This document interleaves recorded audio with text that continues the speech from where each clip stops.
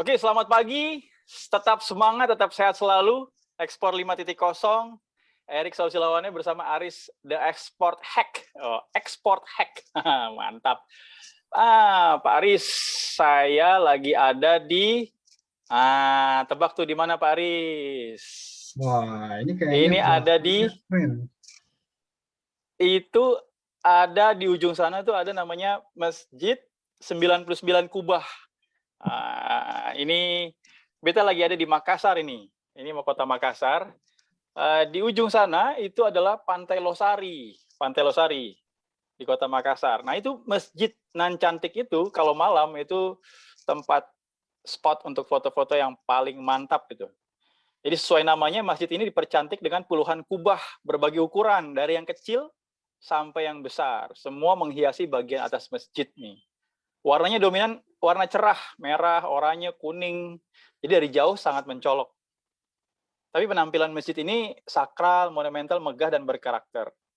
99 ini diambil dari Asmaul Husna yang merupakan nama-nama Allah. Mantap. Wah. Oke, nah hari ini kebetulan saya lagi ada di Makassar untuk ketemu dengan beberapa calon eksportir, para pejuang ekspor di kota Makassar, Sulawesi Selatan lebih tepatnya. Ya, saya lagi ada tugas di sini sampai hari Jumat baru pulang. Nanti hari Jumat juga mau ketemu dengan agregator. Wah, ini semua hubungannya dengan ekspor. Nah, Om Haris the Hack ini ya.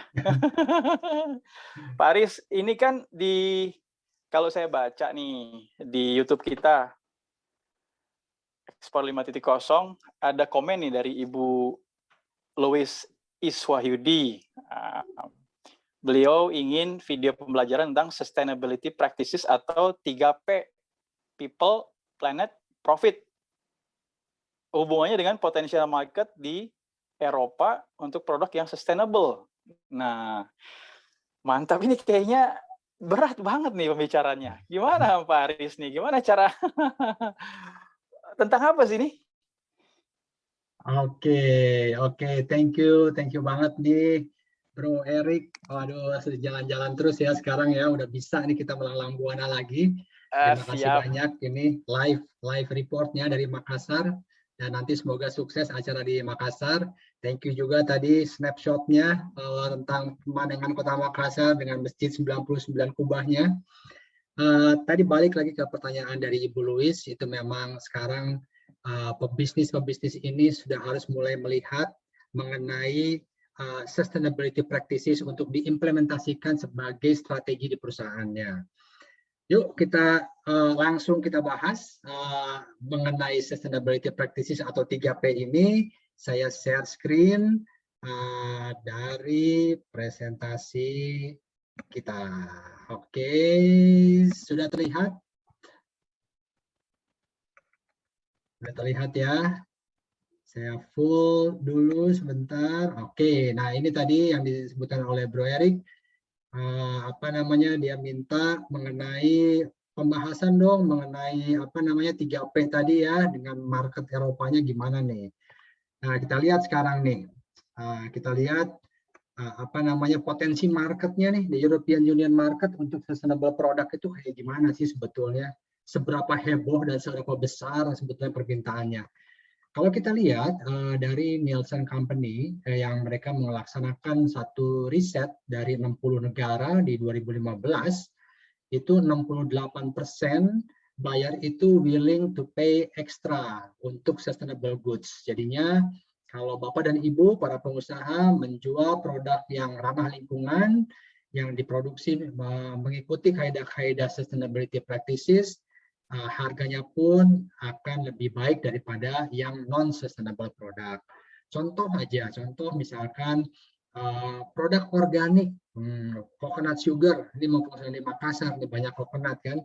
Coconut sugar yang non-organik dan yang organik harganya beda. Yang organik harganya lebih baik daripada yang non-organik. Karena kalau yang non-organik berarti sudah harga komoditi, yang mana harga komoditi ya Bapak dan Ibu tahu sendiri harganya ya. Nah, kemudian kalau kita lihat lagi apa namanya global sales itu, kalau kita lihat di sini di 85% dari retailer itu melaporkan peningkatan sales untuk menjual produk-produk yang sustainable. Ini di berapa tahun ke belakang, dan rising sales-nya looking forward ini 92% diproyeksikan juga akan naik. Di negara-negara Prancis, Jerman, Italia itu average ya itu 85%. Nah, kalau kita lihat yang paling terbesar adalah di Prancis ternyata ini ya naiknya sampai 90% penjualan barang-barang yang sustainable. Kemudian dilihat juga para buyer pada saat mereka melakukan product sourcing, mencari produk, 98,5% ternyata mengconsider sustainability sebagai faktor untuk product sourcing. Jadi mereka akan lihat nih, apakah barang yang Bapak dan Ibu produksi itu diproduksi mengikuti kaidah-kaidah sustainability practices atau tidak. Nah, kita lihat lagi sekarang. Ini kita lihat langsung ke contoh realnya ya. Ini Maison Dumont. Kalau yang berbisnis di furniture, ini mereka lihat di sini dia bilang dari Irina Kopi, saya nggak tahu nih cara pronounce-nya orang Prancis ya. Dia bilangin sustainability is non-negotiable anymore. Jadi ya mandatory, mau nggak mau kalau ada yang mau menjual ke Maison Dumont, perusahaan furniture di Prancis, ya harus mengikuti kaidah-kaidah sustainability practices. Kita lihat di sini, sustainability practices-nya apa yang mereka apply ya. FSC, jadi produk-produk furniture-nya harus FSC certified. Kemudian dan lain sebagainya, ada LWG, ada GOTS, ada OCOTEX, segala macam ini. Ada BSCI. Nah, ini kita lihat udah high levelnya ya, udah disertifikasi. Untuk Indonesia sendiri, Maison Dumont sempat ada perusahaan di Indonesia dan punya juga sourcing agent di Indonesia, dan semua supplier Maison Dumont itu punya FSC certified. Itu dari Indonesia. Kemudian kalau kita lihat lagi, sekarang kita lihat ke produk yang lain, kopi. Nah, kopi nih, kopi juga dari Spain ya, dari Spain. Unsustainable product, ini tagline-nya nih, unsustainable product is no longer an option. Jadi mau nggak mau harus yang sustainable. Nah, dia juga sama aplikasinya untuk sustainable standard-nya, sustainability standard-nya itu adalah salah satunya adalah fair trade. Nah, fair trade. Jadi kalau teman-teman ingin mengetahui fair trade lebih jauh lagi, kita bisa bahas dan kita bisa undang nanti forum Fair Trade Indonesia yang mana sangat membantu para membernya untuk bisa memenuhi persyaratan dari fair trade. Jadi kalau ada yang mau, kita bisa wawancara teman-teman dari forum Fair Trade Indonesia. Kemudian juga yang terakhir ini mungkin dari food ya, food industry. Ini dari Prancis lagi, dia organik. Nah, jadi kalau organik itu juga sudah termasuk dari sustainability practices. Nah, sekarang kita lihat nih, kita sempat wawancara dengan Mark, dia representing dari Swiss Business Federation mengenai sustainable product. Dilihat dari mata buyer ya, kita lihat sama-sama videonya kurang dari 1 menit. Hi, my name is Mark. I work for Economy Swiss, which is the Swiss Business Federation. We represent the Swiss industry.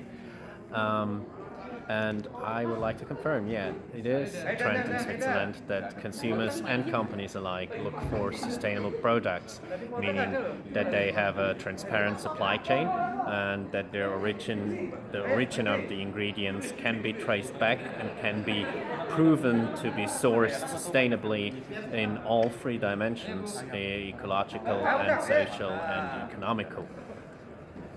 Thank you so much, Mark.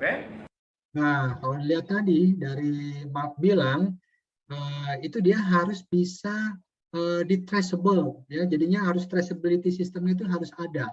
Jadi kalau kita jualan coconut product misalnya, jadi kita harus ada traceability sistemnya mulai dari si petaninya yang punya pohon kelapanya, produksinya, kemudian sampai dijual ke buyer-buyer di Eropa, itu traceability-nya harus ada. Lacak balaknya. Jadi ini juga salah satu komponen dari traceability, dari sustainability, yaitu harus ada traceability system in place.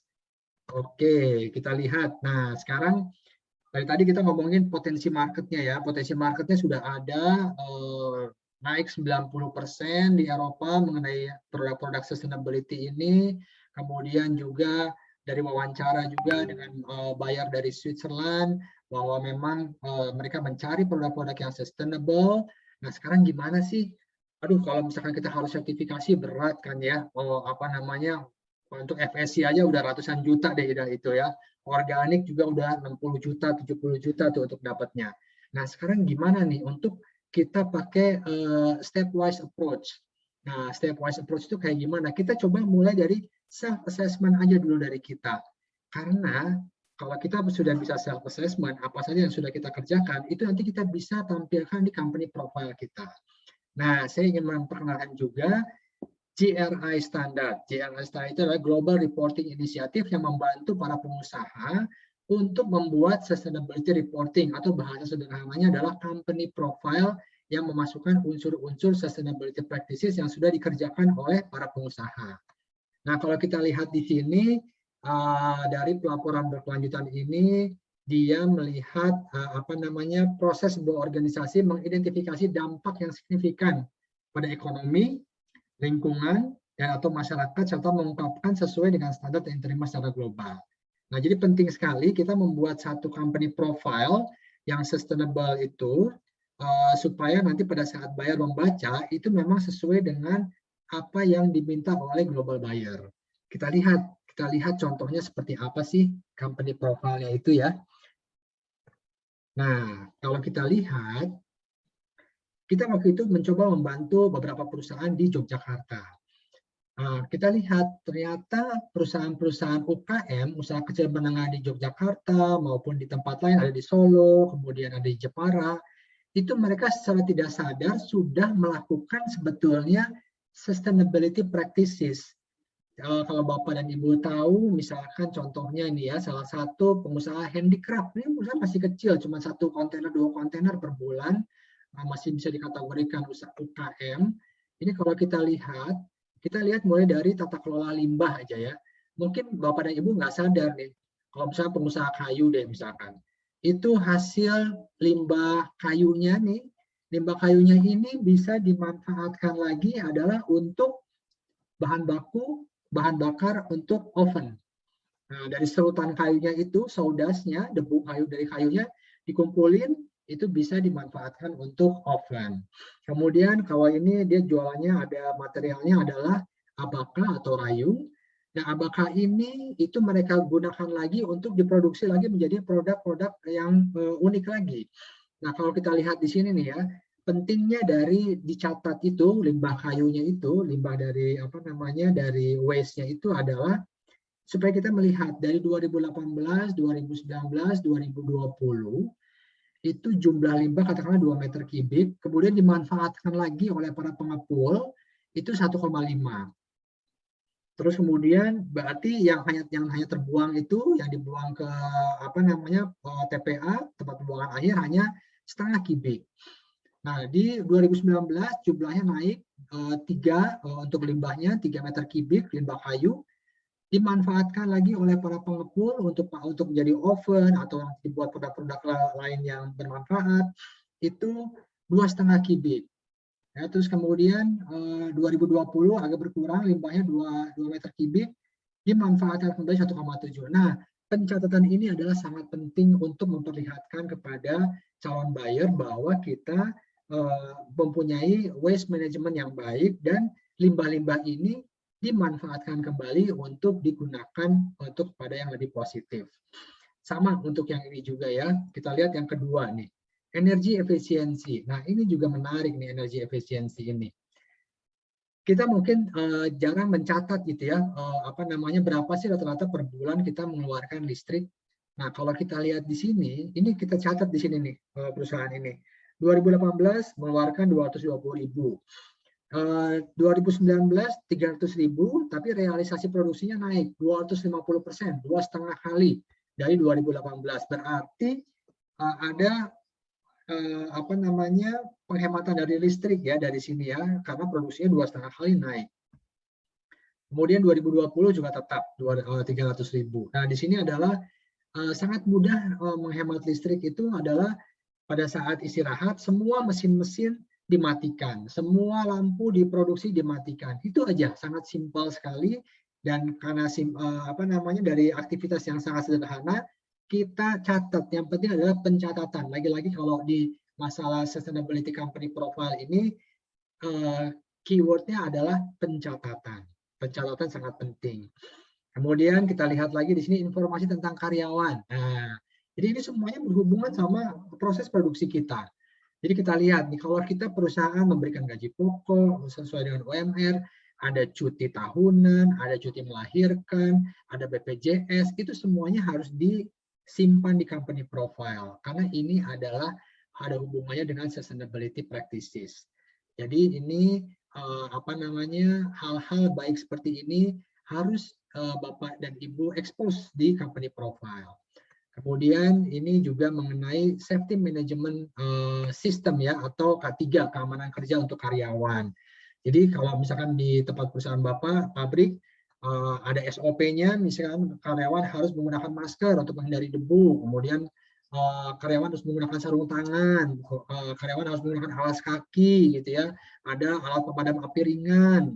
Kemudian perusahaan menyediakan P3K, perusahaan memberikan pelatihan tentang keamanan, itu semuanya harus ditampilkan di company profile kita. Karena kalau tidak ditampilkan, buyer tidak akan tahu bahwa company ini mempunyai safety management system. Safety management system itu merupakan juga dari sustainability practices yang perlu diberitahu dan kita komunikasikan kepada calon buyer kita. Kemudian child labor, udah pasti ya, kita tidak memperkerjakan anak, itu pun harus diekspos, harus dikomunikasikan. Kemudian market juga kita lihat marketing box-nya sesuai dengan standar, ada logo perusahaan, instruksi perawatan, garansi produk, hal-hal seperti ini yang apa untuk apa namanya untuk services itu juga harus dikomunikasikan kepada calon-calon buyer. Dan yang terakhir juga customer health and safety. Nah, kalau kita jualan misalkan ada produk-produk yang ada listriknya seperti lampu seperti ini harus ada UL certification-nya atau CCC CCC mark, ini juga harus kita tampilkan di situ karena customer health and safety juga merupakan dari apa namanya sustainability practices yang mesti kita komunikasikan. Nah, kalau kita sudah selesai mengerjakan itu semua, company profile-nya sudah ada, sustainability company profile, kita maunya kita promosikan dong ya. Nah, gimana cara promosinya? Masuk ke sustainability mapping-nya dari ITC. Kalau kita sudah masuk ke sustainability-nya standard map, itu kita bisa lihat, kita bisa posting produk kita, posting company profile kita di ITC ya, di sustainability focus di sini nih standard map-nya. Kita bisa buat profile kita di sini, kita bisa profile apa namanya produk kita, company kita. Nah, kita ada setup bisnis profile kita ya, untuk juga enhance sustainability of our business. Nah, kalau kita sudah ada, nanti kita bisa posting produk kita dan kita nanti akan tercantum nih di dashboard ini nih. Jadi buyer-buyer yang mencari produk yang sustainable itu bisa melalui apa namanya platform ini dan bisa terhubung dengan kita nantinya. Nah, contohnya ini adalah penjual dari fresh fruit and vegetables. Ini adalah contoh dari salah satu company dari Peru. Ini dia posting profilnya di CITC punya platform. Nah, jadi kalau kita lihat di sini apa namanya, kita sudah tahu potensi marketnya seberapa besar di Eropa untuk sustainable product. Kita tahu cara membuat company profile yang sustainable. Kemudian sudah kita buat itu semua, kita promosikan deh perusahaan kita melalui ITC platform ini. Kita tinggal duduk manis, kita lihat inquiry nanti yang masuk. Begitu kira-kira Bro Erik sekilas mengenai sustainability practices. yang mana sekarang menjadi tren yang sangat kuat di Eropa. Back to you. Mantap. Itu bukan sedikit tapi lengkap dan banyak itu. Wah, luar biasa. Bro Aris di export hack nih. Jadi kalau saya catat sedikit ya, tadi ada dibicarakan tentang sustainability. Sustainable artinya yang dimaksud itu intinya adalah produk tersebut harus dapat dilacak dari bahan mentah utama awalnya sampai produk jadinya ya. Betul ya. sekali. Lalu contohnya ada 3 orang tadi, ada Miss Irene, Samuel, Irene dari Prancis, Samuel dari Spanyol, dan Mark dari Swiss yang menyatakan tentang kesahihan dari sustainability practice tersebut, bahwa itulah yang dicari oleh para pembeli di zaman sekarang ini, ya. Dan ini ada beberapa sertifikasinya juga ya, Bro Aris ya. Ada FSC, ada organic, dan yang terbaru ada GRI. Kita mulai dengan pelaporan ya. GRI singkatan dari Global Reporting Initiative. Ya. Betul Kalau sekali. tadi Betul sekali. Mencatat atau merangkum apa yang Bro Aris bilang, standar tentang pelaporan dampak bisnisnya terhadap perubahan iklim ya, hak asasi manusia, ya, dan lain-lain juga termasuk korupsi ya. Jadi perubahan iklim misalnya tadi Bro Aris cerita tentang penggunaan energi listrik ya, apakah berhubungan dengan kenaikan produksi ya, lalu hak asasi manusia, meningkatkan kesejahteraan karyawan, tidak memperkerjakan anak-anak ya. Dan semuanya itu pelaporan tersebut dimasukkan dalam profil usaha kita dan diposting di platform ITC ya. ITC, betul. ITC singkatan dari apa tadi ya, Bro Aris? International Trade Center. Itu Oke, International Trade Center. Berarti nanti teman-teman yang sudah punya profil seperti ini bisa langsung memposting profilnya di ITC tadi ya. Betul sekali. Dan tinggal melihat banyaknya buyer yang datang untuk membeli produk kita yang memang sudah sesuai dengan apa yang saat ini sedang didengung-dengungkan di negara Eropa. Tidak hanya di Eropa ya, Bro Aris ya. Ya, Amerika, di Jepang, Australia juga mereka sangat concern terhadap sustainable product. Jadi intinya adalah perusahaan kita, usaha kita yang berorientasi ekspor, jika melakukan strategi ini, ya, mengeksekusi strategi ini, maka akan menjadi selangkah lebih dekat kepada buyer, ya, dan yang pasti ini akan berkelanjutan, tidak hanya hit and run, bukan sistem buyer yang hit and run, tapi ini sistem buyer yang berkelanjutan. Betul ya, Bro Aris ya? Betul sekali, betul sekali. Makanya saat ini kita sangat menghindari sekali one time purchase yang hit and run tadi, dan kita ingin mendapatkan buyer-buyer yang memang punya sustainability business practices, dan mereka sangat menghargai dengan company-company supplier yang menjalankan sustainability practices, karena dengan itu juga bisnis juga lebih transparan. Dan dengan transparansi juga mereka juga bisa membantu bukan hanya supplier kita, tapi juga dari petani-petaninya. Nah, itu mereka itu termasuk juga social buyer sebetulnya dari situ. Dan kalau kita lihat bisnis seperti ini memang masih niche marketnya, masih niche market, tapinya kita ingin keluar dari hiruk-pikuk bisnis yang sudah saturated. Kita harus keluar dari apa namanya, dari sistem yang sudah sangat saturated bisnisnya, kita keluar ke market yang lain yang memang market yang sustainable, dan kemudian juga harga juga lebih baik, kemudian juga bisa memberikan dampak sosial yang lebih baik bagi lingkungan dan social livelihood dari para petani kita juga.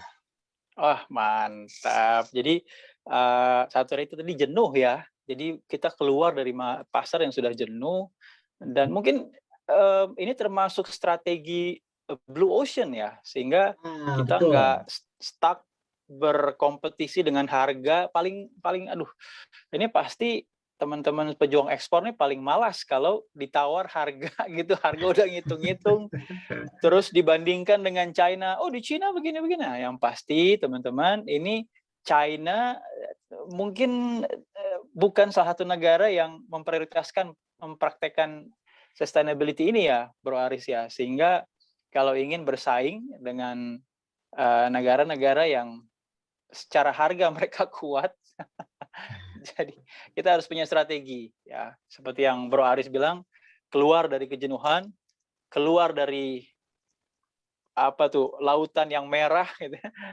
maka masuk ke lautan yang biru. Nah, seperti ini nih Bro Aris, coba dilihat dulu nih. Ya, saya tampilkan ini lautan yang biru, coba Bro Aris screen-nya. Wow, saya stop Kelihatan sharing ya? dulu ya. Wah, ini Lautan yes, yang biru, yes. Blue Ocean. Jadi kalau mau disimpulkan, Blue Ocean strategi, sustainability masuk ke dalam Blue Ocean strategi sehingga keluar dari pasar yang saturated, pasar yang jenuh, yang berkompetisi, siapa yang harganya lebih murah, itu yang bisa jualan produk. Jadi kurang lebih itu ya, Bro Aris ya. Betul. Semuanya ini untuk teman-teman yang ingin lebih ingin pembeli yang sifatnya bukan hit and run, tapi berkelanjutan, memiliki pembelian yang berkelanjutan. Betul. Oke. Bro Erik, kalau para pengusaha ingin mendalami mengenai sustainability practices, nanti kita bisa undang orang dari GRI, ada country manager Indonesianya untuk GRI, ingin belajar gimana cara membuat sustainability company profile, atau kalau ingin mendalami mengenai proses fair trade, kita juga bisa undang dari forum Fair Trade Indonesia. Dan kalau ada juga yang ingin mendalami mengenai sustainability map tadi untuk mempromosikan barang, kita bisa mengundang juga Miss Regina langsung dari Geneva, Switzerland. Kita bisa undang untuk wawancara. Oh, mantap, mantap. Jadi banyak topik yang menarik nih buat kita ke depan ya. Ada kelanjutan dari topik hari ini tentang sustainability, berikut dengan tokoh-tokoh di bidangnya. Ya. Terus ada apa lagi nih, Bro Aris? Kalau nggak salah tentang pembayaran ya? Ya, itu dia. Satu lagi nih yang penting, para pengusaha tentunya kalau akan meng-quote harga, memberikan quotation harus dalam US dollar. Seperti kita ketahui, US dollar ini sangat berfluktuasi. Nah, kita juga akan wawancara salah satu ekspert dari salah satu bank internasional di Indonesia mengenai falas. Nah, gimana caranya Falas, supaya ya? kita bisa melihat pergerakan fluktuasi dari US dollar dan kita bisa prediksi sebaiknya di kurs berapa kita harus membuat exchange rate itu membagi rupiah kepada US dollarnya. Ini topik itu. yang menarik nih. Dan nanti kita undang pembicaranya dari bank ya. Dari bank, praktisi banker ya, praktisi di perbankan ya. Dan kalau nggak salah, Bro Aris nanti mau share tentang mencari pembeli online ya di salah satu platform. Betul. Sehingga dapat bayar yang sahih ya, yang bisa di follow up ya.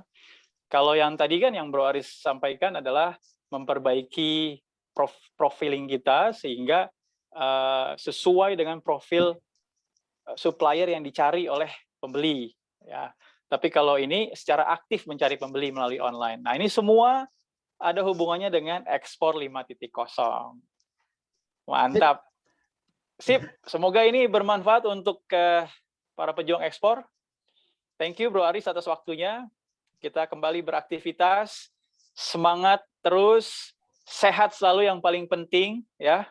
Zaman sekarang ini jangan positif, tapi negatif. Hasilnya maksudnya, hasil tesnya. Tapi kalau pikirannya tetap harus positif. Oke. Sip. Ekspor. Bisa. Baik, sampai ketemu lagi teman-teman semua. Take care.